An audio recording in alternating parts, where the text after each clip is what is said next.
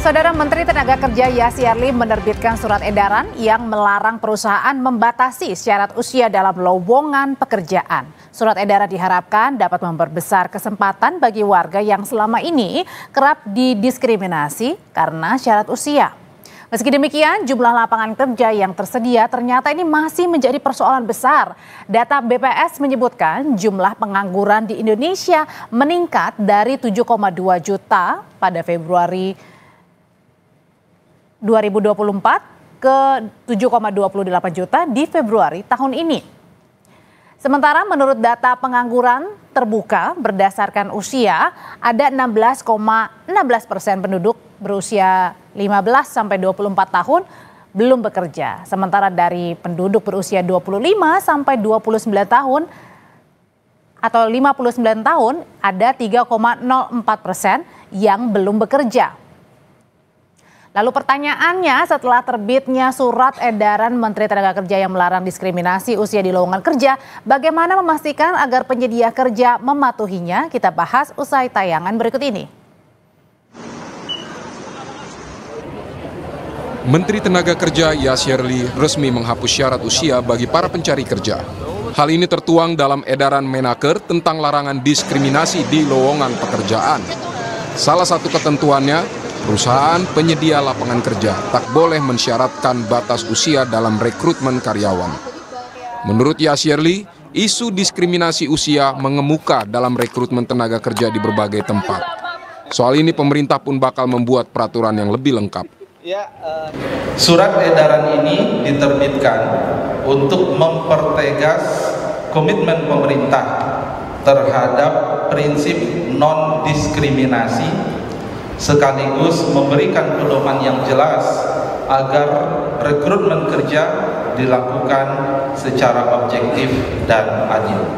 Melalui langkah ini, kita ingin memastikan bahwa dunia kerja di Indonesia menjadi tempat yang inklusif, kompetitif, dan menghargai martabat setiap individu. Terima kasih. Persyaratan batas usia dalam lowongan pekerjaan kerap menjadi momok bagi para pencari kerja. Presiden Asosiasi Serikat Pekerja Seluruh Indonesia, Mira Sumirat, menyebut banyak korban PHK yang kesulitan untuk kembali mendapatkan pekerjaan karena usianya sudah di atas 30 tahun, padahal masih produktif. Banyak sekali PHK massal di mana-mana, lalu yang di PHK itu kan rentang usianya antara 30 sampai 40 tahun, usia-usia yang produktif. Nah, mereka ketika ingin mencari pekerjaan lagi itu sulit karena di sana ada pembatasan usia gitu. Cuman sayangnya surat edaran tersebut tidak diiringi dengan sanksi gitu. Nah, ini yang kita kritisi, kita lihat gitu bahwa harusnya ada sanksi. Memang namun yang saya maksud sanksi adalah bagaimana pemerintah memberikan pembinaan kepada perusahaan yang bersangkutan, pelaku usaha, untuk mematuhi surat edaran yang dimaksud gitu. Dan ini perlu dibutuhkan bagaimana peran daripada Dinas Tenaga Kerja bidang pengawas di kota, kabupaten, provinsi untuk lebih proaktif terhadap implementasi surat edaran ini. Surat edaran Menteri Tenaga Kerja menjadi angin segar bagi sebagian warga yang masih bergulat mencari pekerjaan.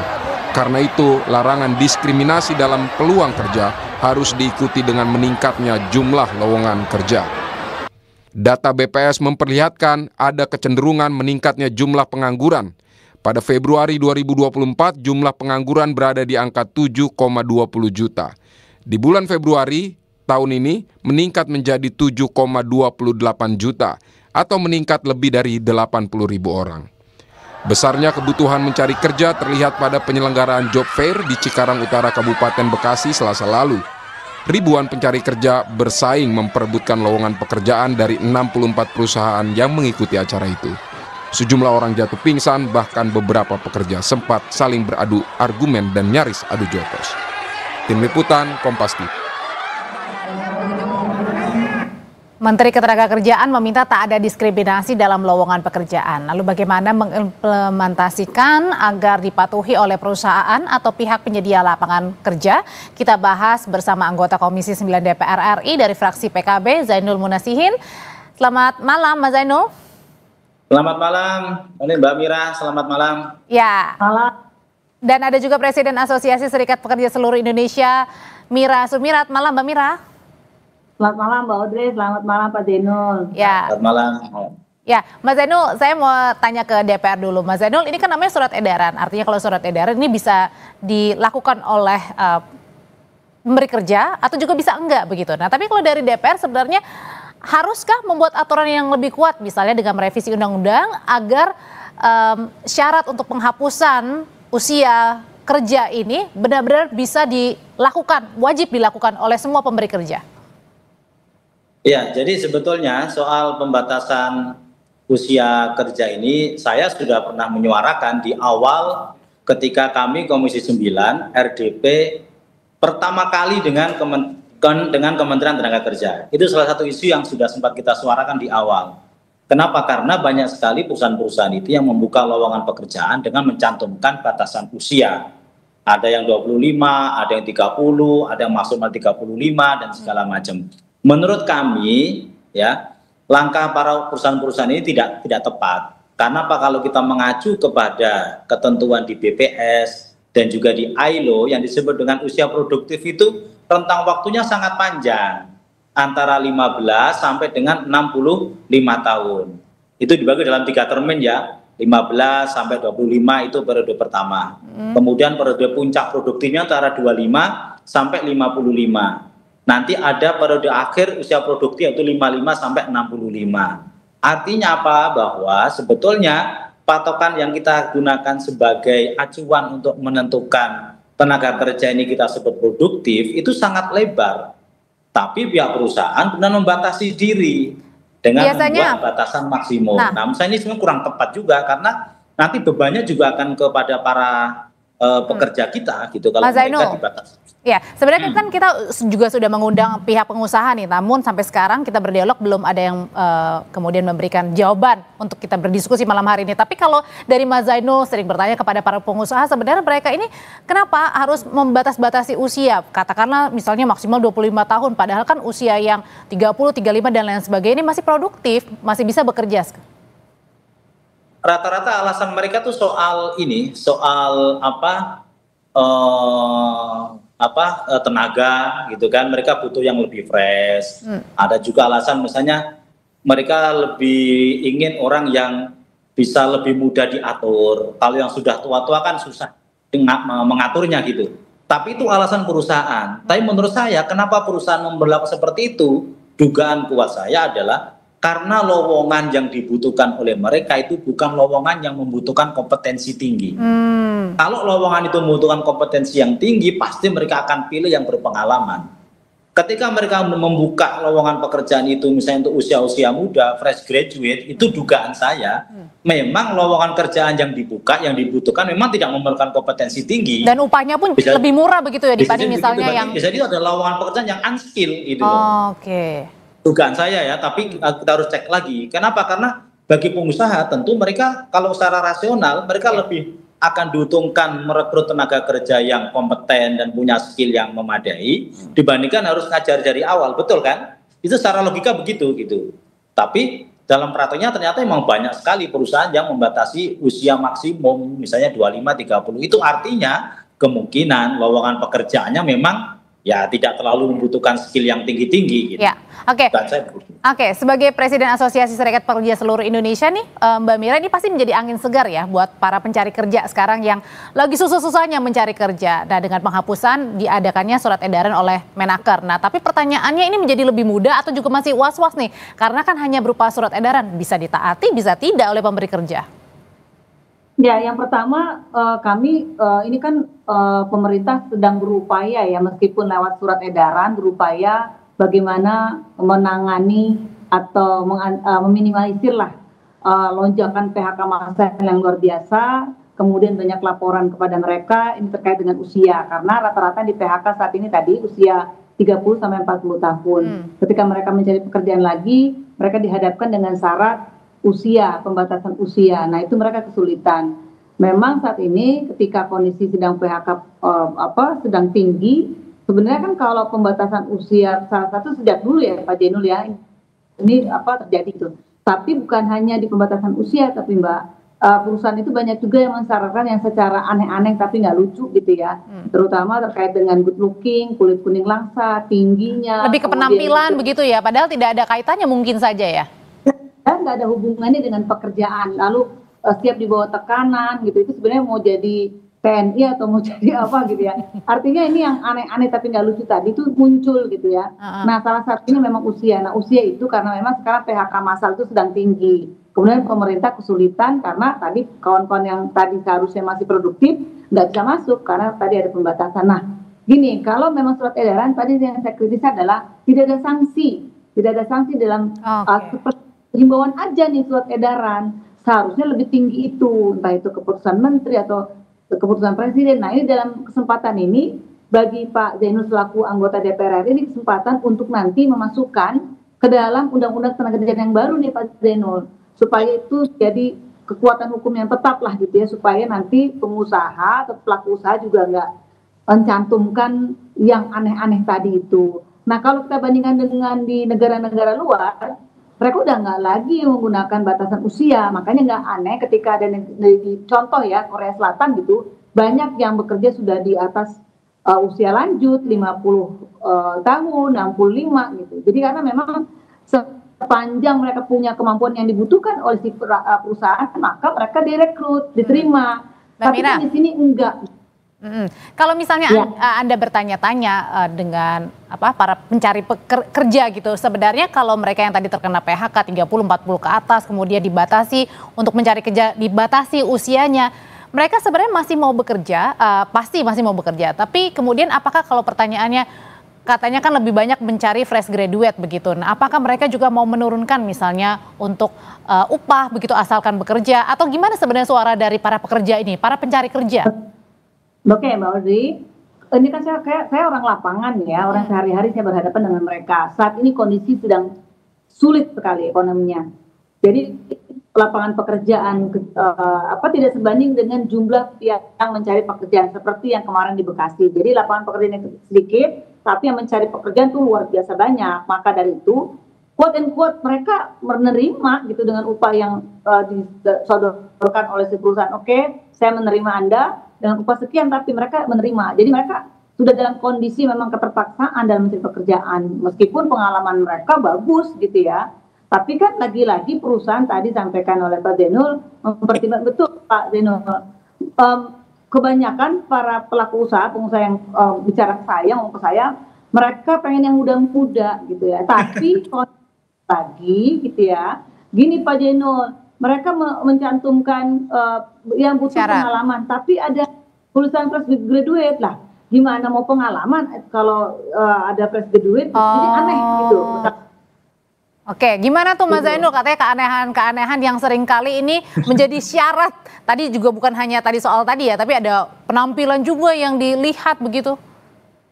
Ya, memang agak lucu-lucu sih. Ada banyak anomali, saya setuju dengan Bu Mira ya. Ada banyak anomali dalam proses rekrutmen tenaga kerja kita dengan persyaratan yang tadi disebutkan. Jadi bukannya soal pengalaman kerja, tapi juga macam-macam lah itu. Nah, kenapa perusahaan kemudian membuat standar yang seperti itu? Ya saya kira itu HRD-nya memang harus ditata itu. Oleh karena itu pengawas tenaga kerja di Kemenaker itu harus lebih proaktif, nggak bisa kemudian hanya menerima laporan saja. Pamflet atau leaflet rekrutmen lowongan kerja yang mencantumkan persyaratan-persyaratan yang sifatnya diskriminatif, menurut saya itu harus ditertibkan dan harus ditindak gitu kan. Kalau saya sih setuju harus ditertibkan. Kenapa? Karena gini, kalau yang diterima itu hanya fresh graduate saja, maka kita akan mengalami ancaman kegagalan bonus demografi. Karena yang disebut dengan bonus demografi itu rentang usianya antara patokannya itu kan 15 sampai 65 tahun usia produktifnya. Kalau yang usia produktifnya ini kemudian dibatasi untuk bisa mengakses pasar kerja, maka akan banyak sekali warga kita yang usaha produktif menganggur. Kalau menganggur berarti ya bonus demografi kita menjadi sia-sia dong. Nah kalau gitu Mas Zainul kan menjadi sia-sia ya, ada bonus demografi. Sekarang juga ada surat edaran dari Menaker. Nah ini dari DPR sendiri mendorongnya gimana nih supaya tidak hanya sekedar surat edaran yang bisa kemudian memberikan opsi bagi para pemberi kerja, ya boleh ditaati boleh enggak, gimana caranya agar supaya ini benar-benar dirasakan para pencari kerja? Leveling regulasinya harus dinaikin. Saya setuju dengan Bu Mira. Levelingnya ini revisi atau gimana nih? Atau ada sanksi? Edaran tetap, tapi harus dikuatkan lagi. Mungkin melalui Kepmen. Nanti Kepmen mungkin nanti naik lagi menjadi misalnya PP. Nah kami di Komisi 9 dalam waktu dekat ini akan mulai membahas tentang Undang-Undang Revisi Ketenagakerjaan atau Ciptaker. Kan amanat Mahkamah Konstitusi kan Undang-Undang Ciptaker sudah dibatalkan. Maka mau tidak mau kita harus merevisi Undang-Undang Tenaga Kerja kita. Sudah masuk di prolegnas tahun ini Mbak Mira, nanti pasti kita akan minta masukan juga dari teman-teman serikat pekerja.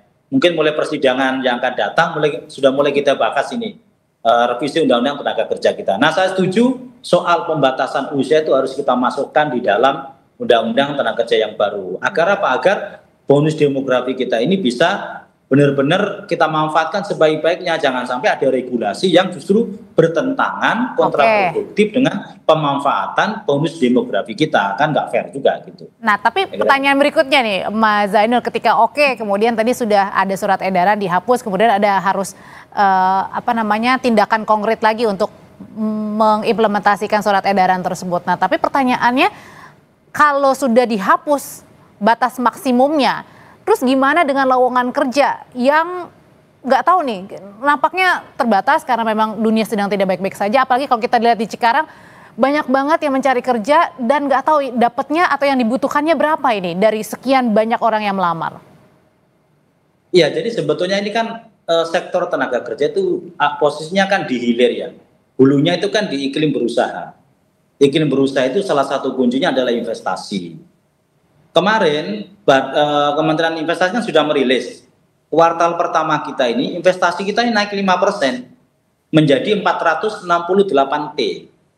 Tapi serapan tenaga kerjanya nggak nyampe 500.000. Ketika kita konversi itu artinya apa? Dari investasi yang masuk dengan serapan tenaga kerja itu perbandingannya satu tenaga kerja butuh 700 juta investasi. Betapa mahalnya ekonomi kita ini gitu. Jadi untuk merekrut satu tenaga kerja itu butuh investasi 700 juta. Artinya apa? Bahwa ini yang berkali-kali disebutkan oleh Pak Prabowo, bahwa kita ini ekonomi biaya tinggi. Nah itu persis dengan pertumbuhan ekonomi kita. Dulu waktu zamannya, mohon maaf ya, SBY dulu ya, 1% pertumbuhan ekonomi kita itu bisa menyerap 400.000 tenaga kerja, 1% pertumbuhan. Hari ini pertumbuhan ekonomi kita ini 1%, maksimal hanya bisa merekrut tenaga kerja 150.000. Jadi kalau misalnya pemerintah kita menargetkan pertumbuhan 4,5 atau 5%, berarti dalam 1 tahun dikalikan dengan 5 tahun, ya kan, 1 tahun hanya merekrut 150.000. Sementara ya angkatan kerja kita tiap tahun itu 3 juta, Mbak. Artinya kalau 1% pertumbuhan atau kita setiap 5 tahun meningkat 5%, berarti kan nggak sampai 1 juta pasar kerja yang bisa kita buka dari pertumbuhan 5%. Berarti ada 2 juta angkatan kerja yang nggak berhasil kita serap. Yang tanda tanya ya, harus gimana begitu ya. Ini tanda tanya. Dugaan saya investasi yang masuk itu adalah investasi padat modal, bukan padat kerja. Bukan padat karya. Balik lagi ke Mbak Mira. Mbak Mira, kalau mendengar juga dari suaranya teman-teman pencari kerja nih, jadi job fair ada, didatengin tapi belum tahu ya keterima atau enggaknya. Nah lalu para pencari kerja ini berusaha untuk sehari-harinya gimana? Ya kalau sehari-harinya ya mereka sekarang mengandalkan satu driver online. Yang kedua mereka usaha kecil-kecilan. Lalu yang ketiga yang serabutan. Jadi sekarang ini kebanyakan dari kawan-kawan yang dari pabrik tekstil dan turunannya itu, mereka sekarang buka usaha di rumah lah, kayak konveksi, bukan konveksi ya, buka jahitan di rumah gitu. Itu yang kalau dari kawan-kawan yang terbanyak dari sektor garment dan tekstil, alas kaki. Lalu kalau dari sektor yang lain ya tadi mereka serabutan aja, ada yang menjadi tukang, ada yang tukang ojek dan lain sebagainya, tukang Dan rumah itu ya, pun bangun rumah. S1 pun mereka mau, artinya mau tidak mau ya. Misalnya tadi menjadi ojek online misalnya. Ya Mbak Audrey, sekarang itu betul-betul terdesak, ya mau nggak mau mereka. Nah, posisinya Pak Zainul, kawan-kawan buruh pekerja yang ter-PHK itu, mereka nggak mendapatkan bantalan sosial, nggak masuk ke dalam list penerima keluarga harapan atau PKH, tidak menerima di list bantuan sosial, padahal mereka tuh udah masuk ke arah miskin gitu ya. Yang selama ini kelas menengah ini udah jatuh ke miskin sekarang. Saya bukan nggak bilang rentan miskin, udah ke miskin yang kelas menengah ini, tapi posisinya mereka nggak dapat bantuan sosial. Nah, peserta atau yang penerima bantuan sosial itu datanya masih data yang lama dan orang itu saja, dan itu dipegang di RT, RW dan kelurahan setempat. Nah, saya ingin juga menanggapi apa yang disampaikan Pak Zainul. Jadi gini, bukan hanya batasan usia Pak yang nanti akan dimasukkan ke dalam rancangan undang-undang tenaga kerjaan. Semua yang tadi saya sampaikan terkait dengan good looking, yang namanya kulit kuning langsat, tinggi dan lain sebagainya. Ada satu kejadian ini benar-benar dialami oleh anggota saya, anaknya. Jadi mereka itu persyaratannya adalah tinggi badan 160 cm, kurang 1 cm nggak bisa. Itu lowongannya apa, kerjaannya apa Bu sampai 1 cm aja dilihat? Ini apa namanya itu SPG yang suka jualan di gitu. Nah terus ada lagi yang nggak ada, ini BUMN saya sebut kereta api lah ya. Jadi mereka baru datang nih, anaknya teman saya ini baru datang, belum ngasih lamaran sudah ditolak hanya gara-gara ngeliat dia ada gemuk, nggak gemuk, tapi agak gemuk, disuruh pulang. Ini kan luar biasa diskriminasinya gitu loh. Yang kayak gini-gini saya mohon dimasukkan ke dalam rancangan undang. Semua yang namanya good look itu nggak lucu Pak, itu aneh banget, itu konyol kalau menurut saya kayak gitu. Jadi kemudian kalau investasi tadi Pak, ada 3 hal sih saya mau nyumbang saran gitu ya. Korupsinya kegedean nih di negeri ini gitu. Korupsinya kegedean dan gila-gilaan. Yang kedua, punglinya banyak banget Pak Zainul. Jadi ketika kita buka usaha toko aja udah banyak preman yang datang. Ya ini gimana gitu lah. Terus itu selevel toko gitu ya. Lalu yang ketiga, birokrasinya ketika akan, ini saya suara kawan-kawan teman-teman saya pengusaha juga menyampaikan gitu kepada saya. Ketika akan minta perizinan itu berbelit-belit gitu Pak. Jadi banyak permasalahan, singkat aja kalau gitu Mas Zainul. Tadi keresahan dari Bu Mira ternyata banyak tuh, ada dugaan korupsinya, ada kemudian juga penampilan yang dimasukkan ke dalam syarat nanti untuk dihapuskan. Gimana tuh? Singkat aja Mas Zainul. Ya, saya kira seluruh hambatan investasi dan seluruh yang menghambat bagaimana ekonomi kita ini biar berbiaya rendah, itu harus kita revisi semuanya. Termasuk persyaratan-persyaratan yang tidak masuk akal dalam rekrutmen tenaga kerja, mulai soal good looking lah, soal tinggi badan, soal segala macam, termasuk ada persyaratan harus setor ijazah, segala macam itu harus yang nggak relevan, yang nggak ada kaitannya dengan soal skill dan kompetensi, menurut saya harus dihapuskan. Patokan kita adalah soal kompetensi. Saya kira itu patokan utamanya kita. Terima kasih Mas Zainul dan juga Mbak Mira untuk informasinya terkait dengan surat edaran penghapusan syarat batas usia pencari kerja. Selamat malam. Selamat malam, makasih. Assalamualaikum. Waalaikumsalam. Saudara, sejari kami kembali dengan informasi dari pemain Timnas kembali menggelar latihan jelang laga kualifikasi Piala Dunia Grup C zona Asia. Meski latihan digelar secara tertutup, supporter antusias